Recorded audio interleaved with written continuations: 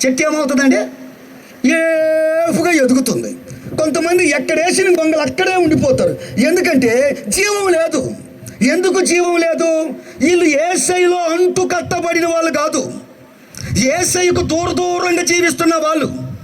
ఆయనలో మనం అంటు కట్టబడితే మన జీవితాలు బాగుపడతాయి, ఆశీర్వదించబడతాయి, కన్యలకు విడుదల కలుగుతాయి. అందుకని మీరు ఇంకొక చిన్న సందర్భం చెప్తా, మీకు వాక్యం అర్థమవటం కోసం ఇవన్నీ చెప్తున్నా. ఇంకొక మాట చెప్తా వినండి. ఎందుకంటే ఒకసారి హల్లులు చెప్పండి. ఒక రోజున ఇలాగే ఒక కూడిక, ప్రార్థన అయిపోయింది, అందరికీ ప్రార్థనలు చేస్తున్నా. ఓ ముసలమ్మ ఆగి, నానా నిన్ను ఒక మాట అడగాలనుకుంటున్నాను అంది. చెప్పండి తల్లి అన్న. నాకెందుకో నానా యేసు ప్రభువుని చూస్తుంటే భలే జాలేస్తుంది నాయన అంది. ఎవరిని చూస్తుంటే? యేసు ప్రభువుని చూస్తుంటే జాలేస్తుంది నాయన అంది. వరే ఈ తల్లి ఎప్పుడు చూసింది ఈ ముసలిదే యేసు ప్రభుని? యేసు ప్రభుని చూస్తే ఇంత జాలి ఏమికెందుకు వచ్చిందని అడిగా. అసలు యేసు ప్రభుని ఎక్కడ చూసావు